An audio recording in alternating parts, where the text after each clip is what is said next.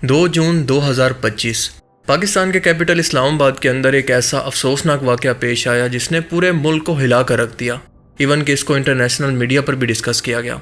17 साल की एक लड़की सना यूसुफ का कत्ल, और वो भी एक 22 साल के लड़के के हाथों, जो कि बज़ाहिर एक साइकोपैथ था।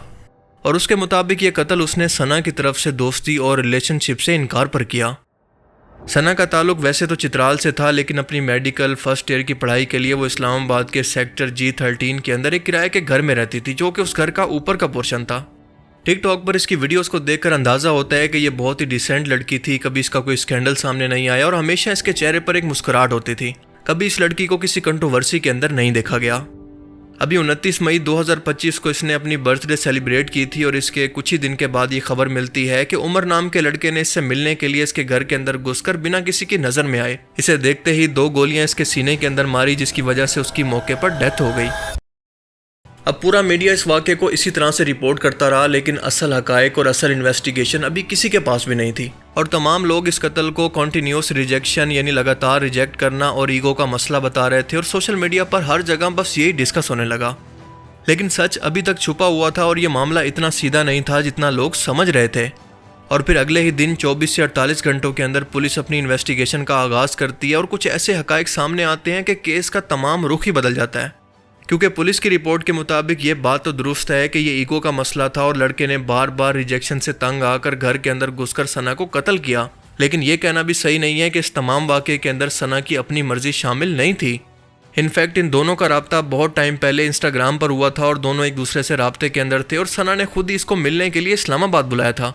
लेकिन जब किसी वजह से इसको मिलने ना जा सकी तो उमर ये घंटों के लंबे इंतजार और रिजेक्शन को बर्दाश्त ना कर सका, और किसी साइकोपैथ की तरह इसने अपने गुस्से पर काबू खो दिया और बदला लेने के लिए इसकी जान तक ले ली, बिना ये सोचे कि इसका इंजाम क्या होगा।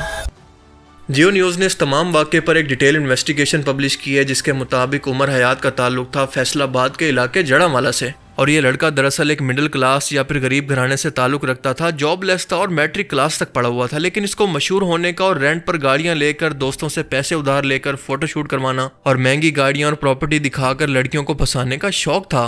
और सना भी दरअसल इसके कई विक्टिम्स में से एक विक्टिम थी। जब इन दोनों का इंस्टाग्राम पर राब्ता हुआ तो सना ने इसको अपनी बर्थडे पर मिलने के लिए इस्लामाबाद बुलाया था, और उमर फैसलाबाद से बस के जरिए इस्लामाबाद पहुंचता है, और पूरे 6 घंटे तक सना से मिलने के लिए इसका इंतजार करता रहता है।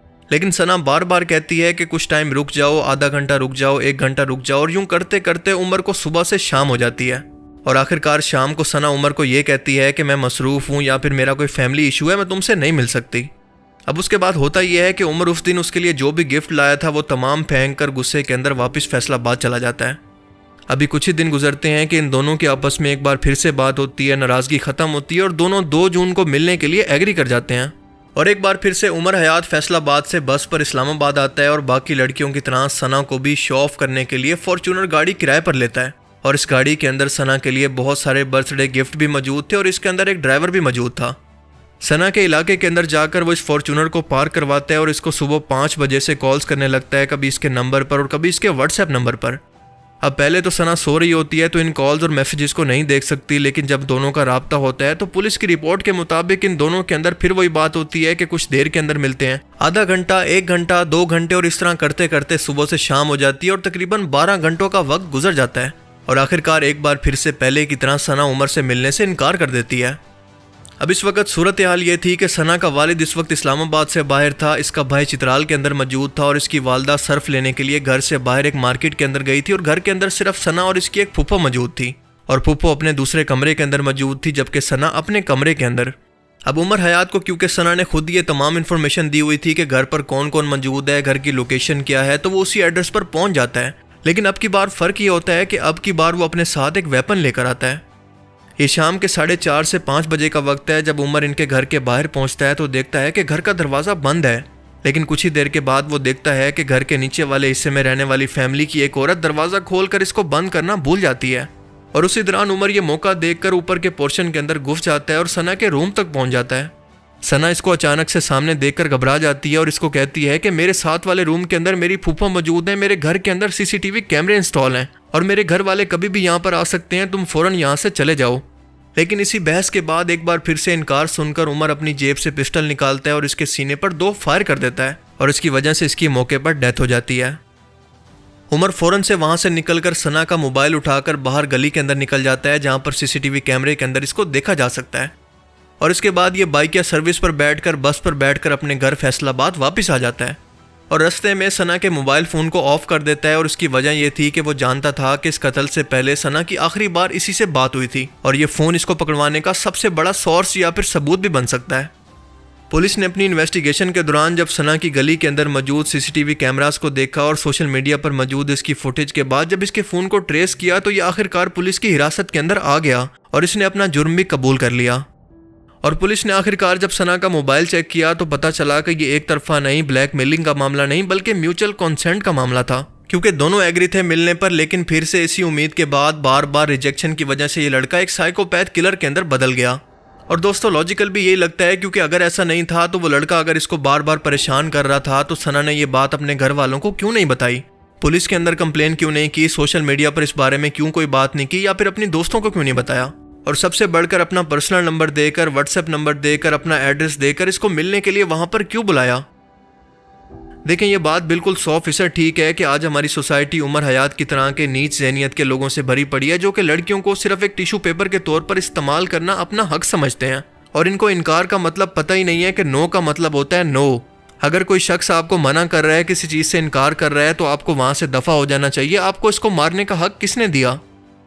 लेकिन कहानी का दूसरा रुख ये है कि मैं ये मानता हूँ कि सना एक मासूम लड़की थी, वो कम उम्र थी और इस उम्र के अंदर यकीनन आप सब ने भी कभी ना कभी ऐसी गलतियाँ की होंगी, क्योंकि ऑनेस्टली हम सभी जानते हैं कि ये पीक जवानी का, टीनेज का टाइम होता है जब दिमाग से ज़्यादा जज्बात दिमाग पर हावी होते हैं। लेकिन मसला ये है कि इस उम्र के अंदर अपनी बहन बेटियों को मोबाइल फ़ोन देकर इनको सोशल मीडिया पर आज़ाद छोड़ देना कि जैसे चाहें घूमें, नामहरम लड़कों से दोस्तियाँ करें, ये सब सिखाना किसकी जिम्मेदारी थी। अपनी औलाद की तरबियत करना, इनकी इज़्ज़त की हिफाजत करना, इन पर नज़र रखना किसकी जिम्मेदारी है। तो मेरा ये मानना है कि सना से ज़्यादा कसूरवार वो माँ बाप हैं जिन्होंने इसको इतनी आज़ादी दी थी कि बेटा जो चाहे मर्जी करो और फिर सोशल मीडिया पर पोस्ट करके दुनिया को भी दिखाओ। आप मुझे बताएं कि क्या कोई गैरतमंद माँ बाप ये बर्दाश्त कर सकता है कि इसकी बहन बेटी इस उम्र के अंदर इस तरह लोगों के सामने आकर इनको एंटरटेन करे। और मैं सना को इसलिए ब्लेम नहीं कर रहा क्योंकि वो बहुत छोटी बच्ची थी, अपने अच्छे बुरे की उसको समझ नहीं थी, सोसाइटी के बिहेवियर को वो अभी नहीं समझ पाई थी। उसको बिल्कुल इस बात की समझ नहीं होगी कि इस माशरे के अंदर दरअसल वो एक मासूम भेड़ की तरह है और उस मासूम भेड़ को जिसको दुनिया के बारे में नहीं पता कि वहाँ पर इससे बाहर क्या क्या खतरे मौजूद हैं, उसको लिमिट्स के अंदर रखना या फिर बाड़ के अंदर रखना घर के मालिक की जिम्मेदारी है, यानी सना के पेरेंट्स की। लेकिन आप ज़रा इमेजिन करके देखें कि अगर वही घर का मालिक इस बाड़ को खुला छोड़ दे और इस भेड़ को आज़ाद कर दे कि बाहर जाकर जो मर्जी करो, तो हमारा आज का माशरा जो कि हवस परस्त भेड़ियों से भरा हुआ है, क्या ये शिकारी भेड़िए उसको जिंदा छोड़ देंगे। तो अब आप ज़रा सोच कर बताएं कि आप इस कत्ल का मालिक सिर्फ भेड़िए को समझते हैं या फिर इसके साथ साथ घर के मालिक को भी। जब लाखों लोग सना को गैर महरम लड़कों के साथ बड़ी बड़ी गाड़ियों के अंदर घूमता देख सकते हैं टिकटॉक पर, तो इनके माँ बाप को ये सब कुछ नज़र क्यों नहीं आया।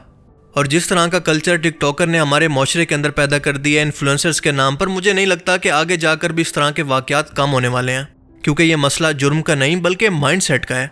और आपको बताता चलूँ कि इस तरह के वाक़यात दुनिया के किसी भी कोने में हो सकते हैं, सिर्फ पाकिस्तान इसकी वजह नहीं है। और यही वजह है कि इस्लाम इसका सलूशन देता है औरतों को पर्दे के अंदर रहने की सूरत में और हया की सूरत में, जबकि मर्दों को नीची नज़रें रखने का हुक्म देता है। और आज यही तरबियत हर एक माँ बाप को भी अपनी औलाद की करनी चाहिए। अल्लाह ताला आप सबको लंबी ज़िंदगी दे, लेकिन आपको नहीं पता कि आपकी मौत का वक्त कब लिखा हुआ है। लेकिन जो कुछ भी आपने किया वो सोशल मीडिया पर एक गुनाह जारिया बन सकता है आपके लिए, और कब्र के अंदर भी आपके लिए सज़ा का बायस बन सकता है। उमर हयात ने जो कुछ किया वो शिर्क के बाद सबसे बड़ा गुनाह है, यानी नाहक किसी की जान लेना, क्योंकि अल्लाह पाक फरमाता है कि जिसने एक भी नाहक शख्स को कत्ल किया, इसका मतलब यह है कि उसने पूरे माशरे को कत्ल किया। लेकिन इस वाक़े को सिर्फ रूटीन का केस समझने की बजाय हमारे माशरे के लिए इसे इबरत और सबक बनाना इंतहाई ज़रूरी है, ताकि माँ बाप इससे सबक लें कि अगर दूसरों की माँ बहन बेटियों की हर एक हरकत पर, इन्फॉर्मेशन पर आप नज़र रख सकती हैं तो अपनी औलाद से गाफिल क्यों हैं। और बिल्कुल ये केस लड़कों के साथ भी है। और माँ बाप को अपने बेटों को भी रिजेक्शन और ना का मतलब और औरत की इज़्ज़त और इसकी रिस्पेक्ट करना सिखाना चाहिए कि घर के बाहर की औरतों की भी वही इज़्ज़त होती है, वही रिस्पेक्ट होती है, वही मर्जी होती है जो कि घर के अंदर मौजूद औरतों की होती है। और दूसरी तरफ बड़े अफसोस के साथ मैं एक पैथेटिक किस्म का माइंडसेट देख रहा हूँ कि सिर्फ टिकटॉकर होने की वजह से उसको मरने की बददुआएं भी दी जा रही हैं। सिर्फ एक टिकटॉकर होने की वजह से किसी को मरने की दुआएं देना, उसकी मौत पर खुशियाँ मनाना एक इंतहाई घटिया किस्म की सोच है। हमें लोगों की इस्लाह की कोशिश करनी चाहिए बजाय इनकी तबाही की और मौत की दुआ करने के। और सच बताऊं तो हम मुसलमानों की सबसे बड़ी कमज़ोरी ही दरअसल हमारा जाहिल होना है, क्योंकि हमें इख्तलाफ का तरीका तक नहीं आता।